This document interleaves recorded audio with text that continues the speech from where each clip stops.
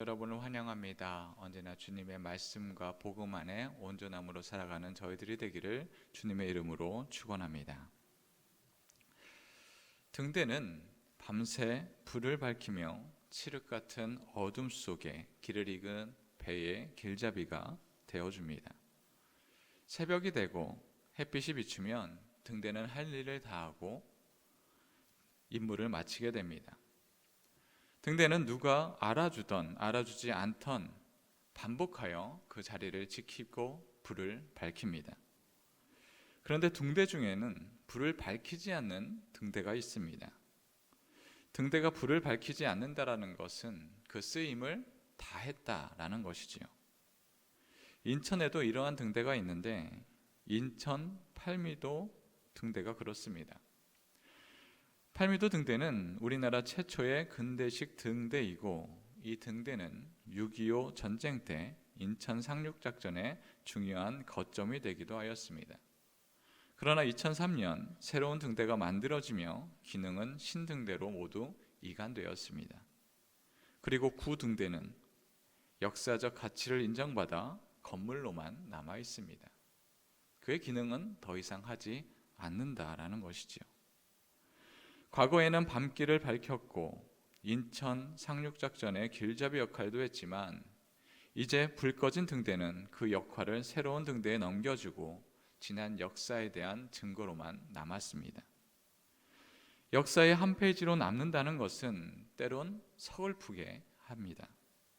그러나 어느 누구도 부인할 수 없는 것은 한 시대가 끝나면 새로운 시대를 맞이한다라는 것입니다. 오늘의 말씀은 아브라함의 인생의 마지막 페이지입니다. 아브라함은 믿음의 조상으로 등대와 같은 그런 믿음을 내어줍니다. 175년이라는 긴 시간 동안 수많은 영광과 기적을 경험하였습니다. 아브라함이 75세에 하나님께 부름을 받아 먼 길을 떠나기도 하였습니다. 또한 하늘의 무별을 보면서 내 자손이 이렇게 많아지리라, 땅에 모래같이 많아지리라 라는 언약도 받았습니다. 또한 100세의 아들 이삭을 얻은 기적과 같은 일도 경험했지요. 또한 그 아들을 나에게 바치라 하면서 모리아 산으로 나아갔던 순종의 모습도 우리는 기억합니다. 사람들은 종종 자신의 마지막을 그리라 하면 버킷리스트를 작성하기 시작합니다. 내가 죽기 전에 해보고 싶은 일, 가보고 싶은 길, 경험하고 싶은 것들을 하나둘씩 써 나아가는 것이죠. 나의 경험에 초점 맞췄기에 버킷리스트를 작성합니다. 그러나 성경은 우리에게 이것보다 더 중요한 것이 있다 말하고 있습니다. 우리가 무엇을 경험했던지, 우리가 무엇을 모았는지가 아니라 우리가 갖고 있는 유산에 대해서 묻고 있습니다. 내가 이 땅에서 떠나는 뒤 나의 자녀들에게, 믿음의 공동체에게 무엇을 남길 것인가? 그것을 묻고 있습니다. 오늘 본문은 화려한 기적이나 극적인 사건이 등장하지 않습니다. 오히려 아주 담담하게 한 사람의 죽음에 대해서 서술하고 있습니다. 오늘의 말씀을 통하여 아브라함의 마지막 마무리를 배우고 저와 여러분의 삶의 마지막 장에 기록될 믿음의 글을, 서술을 써내려가는 은혜의 시간이 되기를 소망합니다. 많은 사람이 인생의 큰 과업이 끝났다라고 생각하면 스스로 은퇴의 모습으로 돌아갑니다. 아내 사라가 죽었고 그토록 바라던 언약의 자손 이삭도 컸습니다. 리브가와 결혼을 해서 가정을 꾸렸습니다. 아브라함의 나이가 이때쯤 한 130 중반을 넘어섰을 것이다 보고 있습니다. 이쯤 되면 내가 할 수 있는 것 다 했구나 라고 하며 그저 죽을 날만 헤아리며 소파에 앉아 테레비를 보며 그렇게 시간을 보냈을 줄 모르겠습니다. 그러나 아브라함은 그렇게 지내지 않았습니다.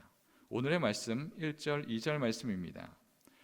아브라함이 후처를 맞이하였으니 그의 이름은 구두라라. 그가 시므랑과 욕산과 무단과 미디안과 이스박과 수아를 낳았고, 이 말씀은 그가 정욕에 이끌려서 살았다, 혹은 약속의 아들 이삭을 대처하려고 그렇게 살았다라는 것을 이야기하는 것이 아닙니다. 100세의 아들을 낳을 만큼 하나님께서 주신 생명력이 여전히 그 안에서 충만했다라는 것을 나타내고 있습니다. 또한 그는 구두라를 통하여서 6명의 아들을 더 낳았습니다. 그 아들들이 또 자손들을 낳았습니다. 이는 삶을 다 마무리 지고 포기한 사람의 인생의 마지막은 아닙니다. 오히려 하나님이 허락하신 마지막 호흡까지 그는 자신의 삶을 살아낸 자입니다. 예전에 한 10여 년 전에 유행처럼 번진 단어가 하나가 있었습니다. 지금도 아실 분들은 아실 수 있습니다. 이생망이라는 단어입니다. 혹시 아십니까? 이생망. 이거는 그냥 한 문장을 한 단어로 만든 건데, 간단하게 이야기하면 이번 생은 망했어 라는 뜻입니다. 많은 젊은이들이 이 문장을 단어화하였고 이것을 재미로 단어를 소비하였습니다. 그러나 그 뜻이 무슨 뜻입니까? 우리는 은연중에도 이런 말을 할 때가 있습니다. 큰일 났다, 망했어, 이거 뭐 잘 안 될 거야. 이런 말들을 저희들은 어쩌다가 우리의 마음속에 그 부정적인 단어들이 가득 채워지곤 합니다. 그런 이야기를 할 때 저는 속에서 입 밖으로 내어놓지는 않지만 이런 생각을 하곤 합니다. 믿음대로 되는데. 마음 먹고 있으면, 부정적인 마음을 계속 먹고 있으면 나도 모르게 그 부정적인 곳으로 계속 나를 가두게 됩니다. 신기하게 그것이 현실이 되는 것이죠. 나치가 군림하던 시절 악명 높은 아우슈비츠 수감되었던 빅터 프랭클이라는 유대인이자 심리 철학자가 있었습니다. 그는 죽음의 수용소에서 살아남았습니다. 많은 사람들이 그 끔찍한 지옥과 같은 곳에서 어떻게 살아남았습니까? 라고 물어봤습니다. 그러자 그는 이렇게 이야기합니다. 다른 사람이 나의 모든 것을 짓밟고 가져갈 수 있습니다. 나에게 가져갈 수 없는 한 가지가 있는데 그것은 상황에 대한 마음의 태도를 결정하는 자유를 빼앗을 수 없습니다. 라고 대답했습니다. 우리는 상황을 바꿀 수 없습니다. 그러나 마음의 태도는 내가 결정할 수 있습니다. 우리가 힘이 들어도 아우슈비츠 수용소처럼 힘들지 않습니다. 우리가 믿음을 지키는 것이 너무나 어렵습니다. 아무리 그렇게 이야기할지라도 초대교회 교인처럼 우리가 신앙을 지키는 것이 어렵다 말할 수 없습니다. 삶을 부인하고 신앙을 부인하며 살기보다 하나님이 주신 삶의 소명을 끝까지 살아가기를 소원합니다. 오늘의 말씀 7절 8절 말씀입니다. 아브라함의 향년이 175세라 그의 나이가 높고 늙어서 기운이 다하여 죽어 자기 열조에게로 돌아가매. 여기서 나이가 높고 늙어서 기운이 다하여 라는 표현은 우리가 그냥 볼 때 이제 나이가 다 돼서 쇠하여졌구나 라고 인식할 수 있습니다. 그러나 헬라어 70인형 성경에는 이렇게 이야기합니다. 그가 만족한 날들을 보냈다라고 번역합니다. 후회와 아쉬움 속에서 억지로 생을 마감한 것이 아니라 주어진 날들을 가득 채우고 감사하며 만족함으로 생을 마무리하였다라는 것이지요. 혹시 나는 이제 나이가 많아서, 나는 배운 것이 없어서, 나는 건강이 약해서 이렇게 이야기하며 자신의 삶을 이제 다 끝난 것처럼 여기고 있지는 않습니까? 아닙니다. 우리의 삶이, 우리의 호흡이 남아있는 한 우리의 소명은, 우리의 사명은 아직 남아있는 것입니다. 아브라함처럼 마지막까지 생명을 누리고 사랑하며 기도하며 믿음의 사람으로서 살아가십시오. 그리하여 주님이 부르시는 그날 하나님께 말씀하십시오. 주님의 허락하신 인생 속에서 저는 주님의 그 뜻대로 살았습니다. 하며 고백하는 삶이 되기를 소원합니다. 오늘의 본문의 핵심이 되는 5절과 6절 말씀입니다. 아브라함이 이삭에게 자기의 모든 소유를 주었고 자기 서자들에게도 재산을 주어 자기 생전에 그들로 하여금 자기 아들 이삭을 떠나 동방 곧 동쪽 땅으로 가게 하였더라. 이것은 아브라함의 마지막에 행한 가장 중요한 상속에 관한 말씀입니다. 이 구절은 아브라함의 지혜를 볼 수 있는데 그에게 여기에선 두 가지 원칙을 볼 수 있습니다. 먼저는 공평함입니다. 그는 구두라의 아들들, 즉 서자에게도 재산을 주었습니다. 너희들은 늦게 태어났으니 주지 않겠노라 하지 않았다라는 것이지요. 그들의 삶의 기반을 마련해 주었습니다. 아버지로서의 책임을 다한 것입니다. 또한 분명함을 보였습니다. 재산을 그렇게 나누었지만 유산을 공평하게 나누지는 않았습니다. 자기의 모든 소유는 이삭에게 주었습니다. 이게 무슨 말일까? 재산을 나눠 주었는데 모든 소유를 왜 이삭에게 주었다 이야기하는가? 여기서 말한 모든 소유는 단순히 땅과 가축, 이런 재산을 이야기하는 것이 아닙니다. 그것은 하나님의 약속, 언약의 계승권을 의미합니다. 아브라함은 175년의 믿음의 경주 끝에 무엇이 가장 중요한가? 나의 삶 속에, 나의 인생 속에 나의 가장 중요한 것이 무엇인가? 아브라함은 알았다라는 것이지.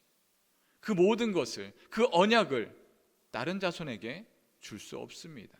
오로지 약속의 자손, 언약의 자손 이삭에게 내어 줄 수 있는 것입니다.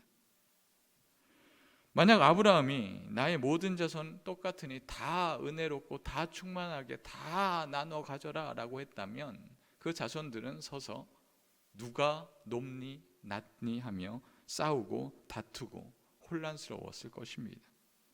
그러나 아브라함은 단호히 이야기합니다.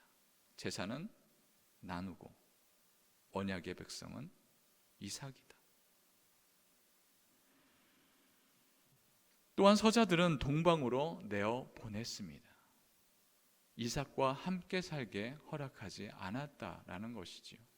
이는 차별이 아니라 이삭을 통해 흘러간 구원의 역사를 지키기 위한 구별하는 방법이었습니다. 영적 순수성을 지키기 위한 거룩한 결단이었습니다. 우리는 자녀들에게 무엇을 물려주기 위하여 노력하고 있습니까? 좋은 집, 비싼 교육, 넉넉한 통장의 잔고, 우리가 더욱더 많은 것을 편하게 하기 위하여서 물려줄 것들, 그것들은 아브라함이 서자들에게 준 선물과 같습니다. 그러나 그것이 자녀들의 영원함을 보장하지 않습니다. 우리가 자녀에게 물려주어야 할 아브라함의 모든 소유, 그것은 바로 예수 그리스도의 복음입니다. 이 세상에는 수많은 선물 같은 그런 가르침들이 허다합니다. 착하게 살아야 합니다. 정직하게 살아야 합니다. 열심히 노력해야 합니다. 그리고 또한 성공해야 합니다. 그것들이 우리에게 있어야 하지만 그것이 우리에게 복음은 아닙니다. 우리의 인생에 가장 중요한 것, 그것은 바로 복음, 예수 그리스도입니다. 우리는 자녀들에게 분명하게 가르쳐야 합니다. 너희들이 좋은 대학 가고 성공하고 많은 것을 얻는 것, 그것도 중요하지만 그 어떤 것들보다 더욱 중요한 것이 있는데 그것은 바로 우리가 어떤 사람이냐라는 것이다. 우리가 복음의 사람으로서 예수 그리스도의 십자가를 온전히 바라보는 사람으로서 오로지 주님만을 온전히 붙잡으며 살아갈 때 우리의 인생은 이 땅에서 끝나는 것이 아니라 영원한 삶을 살아간다. 오직 예수님을 온전히 붙잡아라 라고 교육해야 합니다. 이 시대는 모든 종교가 똑같다라고 이야기합니다. 그리고 우리를 보며 편협하다라고 이야기하지요. 이에 편승하여 우리도 때론 자녀들에게 교회를 나와야 한다, 복음을 믿어야 한다라고 이야기하는 것이 꺼려질 때도 있습니다. 그러나 그것은 영적 유산을 포기하는 굉장히 위험한 것입니다. 아브라함처럼 분명히 해야 합니다. 우리 가정에, 우리 교회에서 오직 예수만이 유일한 길이요, 진리요, 생명이다. 우리의 모든 소유는 우리가 갖고 있는 재산이 아니라 바로 예수 그리스도 영원한 생명입니다 라고 고백될 수 있어야 합니다.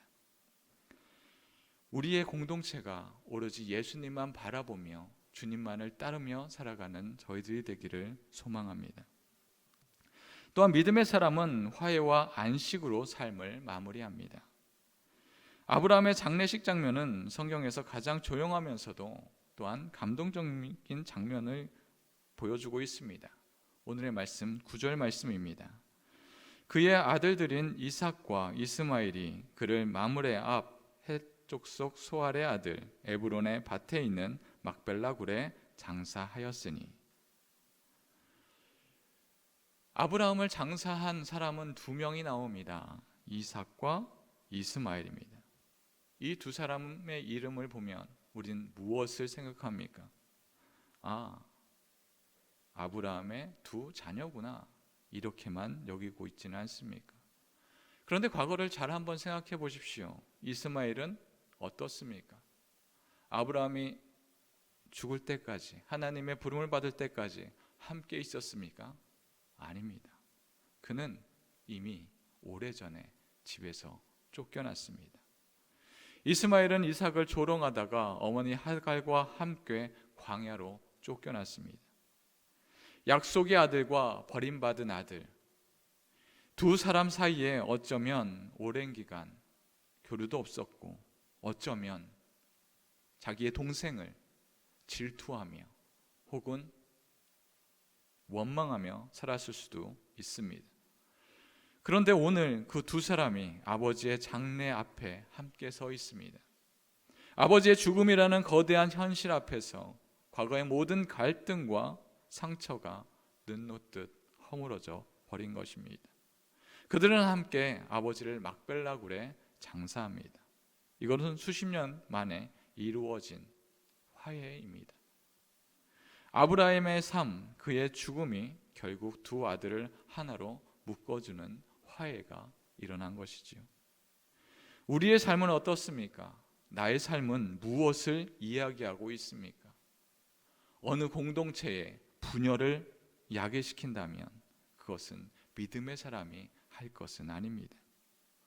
상처 입은 사람을 화해하게 하는 것, 그리스도의 사랑을 품게 하는 것, 그것이 바로 믿음의 사람들이 행해야 할 것입니다. 베드로전서 4장 7절 말씀입니다. 무엇보다도 뜨겁게 서로 사랑할지니 사랑은 허다한 죄를 덮느니라. 그리스도의 사랑을 통하여서 허다한 죄가 덮어짐을 당합니다. 우리의 죄도 예수 그리스도의 십자가 앞에 덮어졌던 것과 같이 우리의 주변에 있는 많은 사람들의 상처와 그 죄도 그리스도의 사랑으로 덮어지게 될 것입니다. 그리고 또한 10절은 그가 묻힌 장소를 다시 한번 강조합니다. 이것은 아브라함이 헷족속에게서 산 밭이라 아브라함과 그의 아내 사라가 거기 장사되니라.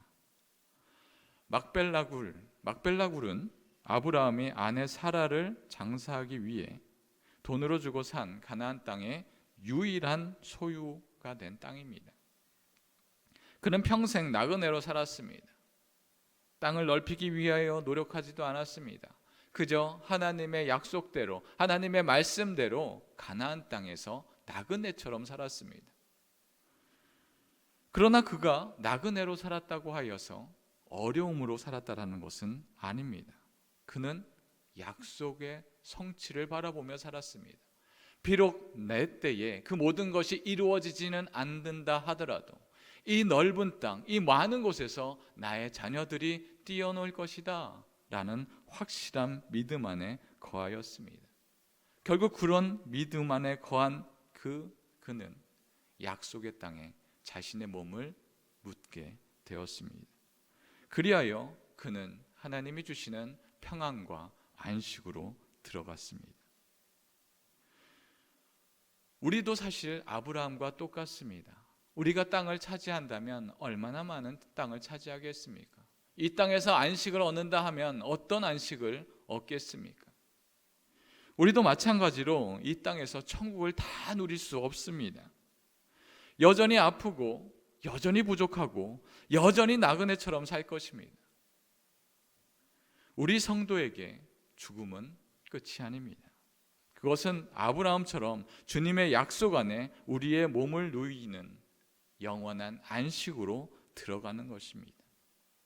우리는 이 땅의 무덤에 묻히지만 우리의 영혼은 예수 그리스도라는 가장 안전한 약속 안에 거하게 될 것입니다. 그리고 주님 다시 오실 그날 그 약속 안에서 영광스러운 부활의 몸으로 다시 일어설 것을 믿습니다. 사랑하는 성도 여러분, 아브라함의 삶의 마지막을 우리는 보았습니다.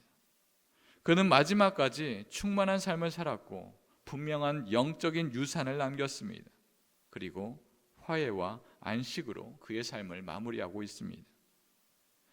한 시대를 풍미했던 영국의 위대한 설교자 찰스 스펄전 목사님은 임종을 앞두고 있을 때 제자들이 와서 물었습니다. 목사님이 이제 곧 천국에 갈 것인데 마지막으로 저희에게 남기고 싶은 말이 있습니까? 스펄전 목사님은 한참을 생각하다가 마지막에 힘을 내어 이렇게 이야기했다고 합니다. 다른 것은 없네. 오직 예수 그리스도의 십자가 복음만은 붙들게. 그의 마지막 유산은 분명합니다. 우리의 마지막 유산은 무엇을 남기겠습니까? 우리가 하나님께로 돌아가고 난 다음에 사람들이 우리를 바라보며 어떻게 생각하겠습니까? 저 사람은 많은 돈을 남긴 사람이야. 이 사람은 높은 자리에 올랐던 사람이지. 이런 것들로 우리를 서술되기를 원하십니까? 바라옵기는 아브라함의 고백이 우리의 고백이 되기를 원합니다. 그는 마지막까지 하나님이 주신 생명으로 충만하였습니다. 그리고 또한 예수 그리스도의 복음만으로 유일한 유산을 남겼습니다. 그리고 화평을 누리고 평안과 안식으로 들어갔습니다. 그와 같이 우리도 세상의 것을 바라보며 나아가는 것이 아니라 하나님이 주신 평안과 안식으로 또한 오직 영원한 생명을 쫓으며 살아가는 저와 여러분들이 되기를 주님의 이름으로 축원합니다.